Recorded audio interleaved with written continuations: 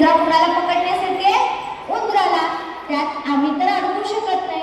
त्यामुळं तू लक्षात ठेव, तुझा जो प्रॉब्लेम आहे, तुझी अडचण आहे, तुझी अडचण तू सोडव, आमचं काही संबंध नाही म्हणून ते सगळे टाळतात, त्याला मदत करायचं टाळतात. मग उंदीर ठरवतो की मी तिथे जिथे पिंजरा आहे तिथे जाणारच नाही, तो लक्षात ठेवतो.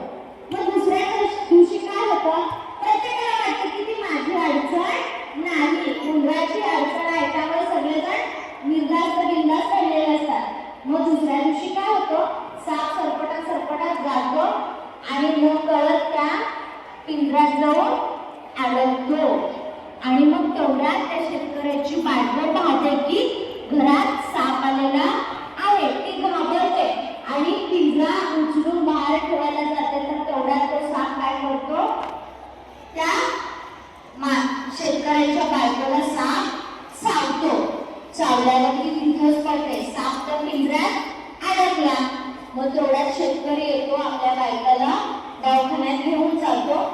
मग दवाखान्यात नेल्यावर डॉक्टर उपचार करताना ते म्हणतात की आता हिची परिस्थिती गंभीर आहे, आपल्याला रक्त बदलावं लागेल, तर त्याच्या उपचारासाठी आपल्याला बदकाचं रक्त लागेल, तुमच्या बायकोला बदकाचं रक्त चढवावं लागेल. मग शेतकऱ्याला आठवतं की आपल्या शेतात एक बदक पण आहे.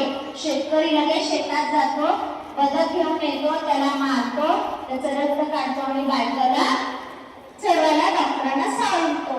डॉक्टर तिच्यावर उपचार करतात. मग ती 15 दिवस महिना दिवस दवाखान्यात असते. मग दवाखान्यासाठी त्याला पैसे कमी पडतात. मग तो काय करतो, पैसे कमी पडल्यावर परत शेतात येतो. शेळी त्याला दिसतं की आता ही शेळी विकून, मी कसायाला विकून त्या पैशांनी बायकोचा उपचार करायचं. मग तो शेतात येतो, त्या शेळीला कसायाकडे देतो आणि त्या पैशांनी पुढे बायकोचा उपचार करतो. शेळी पण मेली जीवानीशी. मग नंतर एवढे उपचार करून सुद्धा त्या शेतकऱ्याची बायको एक दिवशी मरते.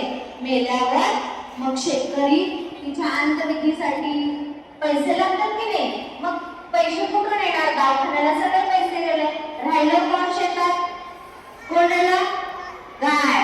मग शेतकरी परत शेवटी त्या बायकोच्या अंतविधीसाठी पैसे लागतात म्हणून त्या गाईला घेऊन बाजारात विकतो आणि आपल्या बायकोचा अंतविधी करतो. अशा प्रकारे सगळे चारी प्राणी गेले की नाही, कोण कोण गेलं, साप गेला, बदक गेला, शेळी गेली, काय गेलं, राहिला कोण, खऱ्या अडचणीत कोण होता, उंदीर. बाकीच्यांनी त्याला मदत केली नाही, कारण त्याची वैयक्तिक अडचण होती म्हणून प्रत्येकाने हात वर केले की माझा याच्याशी काही संबंध नाही. पण शेवटी अडचण त्या चौघांनाच आली. त्यामुळं या गोष्टीतून आपण काय शिकलो, कोण सांगू शकेल का, काय शिकलो आपण? इकडं गोडगाव येडगाव, गोडगाव काय सांगतो,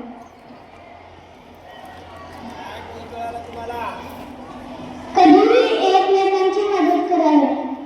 व्हेरी गुड, छान.